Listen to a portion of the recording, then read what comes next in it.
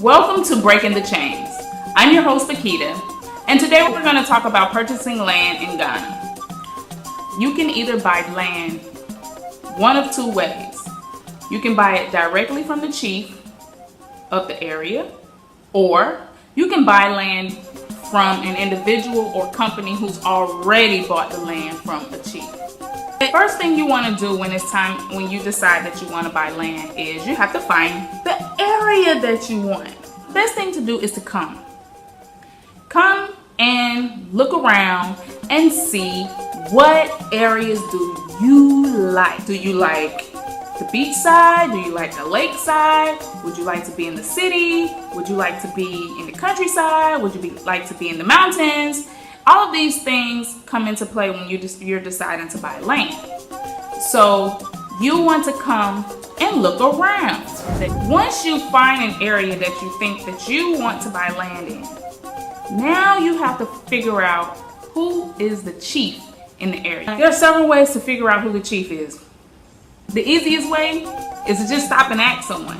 Ask someone, hey, who's the chief in this area?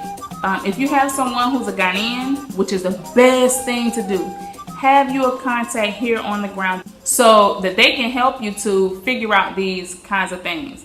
They can help you to talk to the people, because sometimes they may not understand your English. Yes, they speak English. Sometimes they don't understand our accent. Most of the time, in every community, there are pictures of the chief. There's big signs that say, Nana Kojo this, Nana Kofi this. So you'll find, you may just be riding down the street and see a picture of a chief on a signboard or something, and that'll help you to distinguish who the chief is. Then you have to find out where the chief's palace is. So you want to ask the people. Ask the people, okay, where's the chief? How do I find the chief? Where's his palace? And they'll point you in the right direction. Once you find out who the chief is and where they live, you have to go through the process of knocking. Basically, you go and buy a bottle of schnapps or some spirits of some sort, and you bring it with you. When you meet with the chief, you'll present your bottle of schnapps. And once you sit down and you'll talk with the chief about the fact that you like this area, you want to buy land in this area. And you guys will talk about what kind of development you want. He may ask you some questions about what it is you're trying to do. He'll tell you if he has land for sale, if he's willing to sell you land in the area, or if he's not. The knocking process is basically a series of, you bring your schnapps, there's a series of conversations that happen about the land and what you want to do on the land and if they're actually going to sell you land. Respect the culture. Respect the culture. The chief can't just sell you land. The land doesn't belong to the chief alone. The land belongs to the people of that community. So the chief may need to go and sit with the elders and talk with them about the fact that this person wants to buy land. This is what they want to do. Is it okay? Let's say that they're willing to sell you the land. Now you're going to go back and they're going to show you the land. Once you see the land, if it's some land that you think that you like, what you'll do is either you have to get a surveyor to come out and survey the land they call it pick up the land, or the chief may already have a surveyor to pick up the land. So what they'll do is they'll survey the land, they have a machine that they pick up the land, and then you'll go to the lands commission and you'll do an inquiry.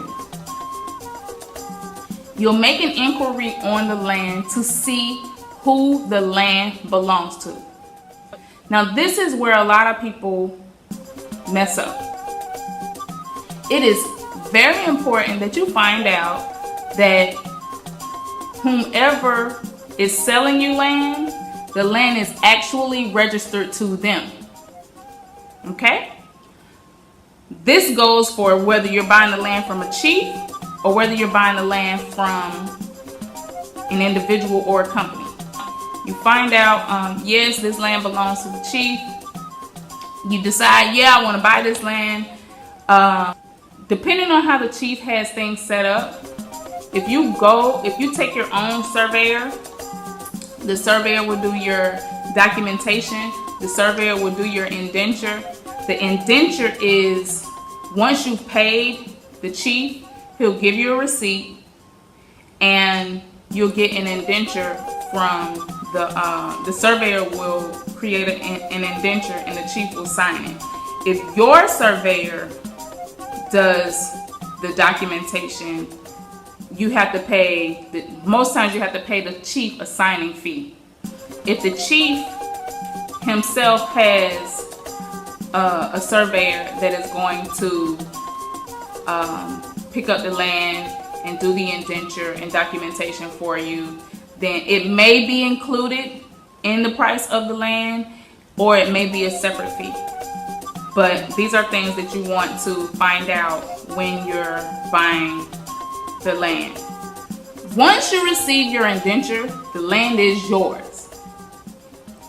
But you need to go to the Lands Commission and get the land registered. It is very important that you get your land registered in your name. The registration process can take a pretty long time. But while you're in the registration, while you're doing the registration process, this is what I suggest. I would suggest that you go ahead and build a wall on your land. Build a wall around the perimeter of your land. That will indicate that that land belongs to someone. One of the biggest problems we have here in Ghana is that land is sold and resold again. When buying land, it is very important to be very careful. You can't be too careful. Check your resources and check them again and double check them again, because even if you're careful, you can be taken, but if you're not careful, you're definitely going to be taken. There are a lot of people who set up on the side of the road and say that they're selling land. In a lot of cases, they're not selling land. They are taking your money. There are also people who are from the US and the UK and wherever outside of here who are saying that they are selling land. They cannot sell you land living in another country. It doesn't work well for this country, not for Ghana. You need to be here. The smallest amount of time it'll probably take to purchase a plot of land here would be about 2 to 3 weeks. Most times it takes much longer. There are always back and forth talks about buying the land and where the land is and negotiating the price, going back and forth to the Lands Commission, trying to get things done. Sometimes it takes more time than most people are willing to commit. Once you get your indenture, the registration process is all on you. It's out of the chief's hand. It's out of the person's hands who sold you the land. Some people may help you go through the process of the registering the land, but in most cases that's really up to you to make sure that you get it done. Now this is what usually happens. Let's say I bought a plot of land. If I buy a plot of land today and I just go back to the US, I don't do anything. I have my indenture in my hand. The land is mine. I feel secure about it. Okay, fine. Well, some time may go by and someone else can sell somebody the land and give them an indenture, and they can go ahead and get the land registered, and basically the land is now really theirs. Although you got your indenture first, they got it registered first. So do your due diligence. Be as vigilant as you would in purchasing something from someone in the US. You wouldn't just buy a house from someone in the US that's sitting on the side of the road talking about they're selling houses. Take your time. I cannot stress how important it is to take your time. Do not allow anyone to rush you into buying. Do not allow anyone to manipulate you into buying. Take your time. If it doesn't sound right, it probably is not right. I want to help prevent my people from being scammed.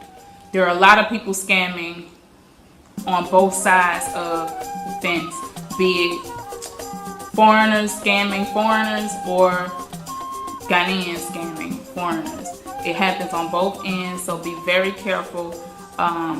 Be very careful about anyone who is telling you that they can get you land in Ghana and they're sitting in America. No, that's just not gonna happen. And be very careful of anyone who wants money up front. Do not give anyone your money up front. Anytime a chief is selling you land, they can decide how they sell you the land. And I'm talking about what the agreement would be. So yes, the law states that foreigners get a 50-year leasehold on land, and Ghanaians get a 99-year leasehold agreement on land. But there's something here that most people don't know. It doesn't have to go that way. If the chief and the people of that land decide that they want to sell you the land as a freehold agreement, they can do that. This is all going to be based on your relationship with the chief. If you can build that kind of relationship where they decide that we're going to sell this person the land as a freehold agreement, that means that the land is yours for good. There isn't any 50 years or 99 years on it. You can just, the land is yours. Also, they can sell it to you with a 99-year agreement. Even if you're a foreigner, if they decide that that's the agreement that they want to give you, they can give you that kind of agreement. As a foreigner, the law states that you would get at least 50 years leasehold. And if a Ghanaian buys land, they get a 99-year leasehold. We want to be respectful of the culture. We want to be mindful of people who are using people's naivete to their benefit. And that's why I'm doing this video. I want you to go with as much information as possible. Even having this information, you still have the potential to be scammed, but it's less likely if you just follow the right procedures, and you should be okay. You still may get taken for a little, but you damn sure won't get taken for a lot. I'm Pakita, and this has been Breaking the Chains. See you later.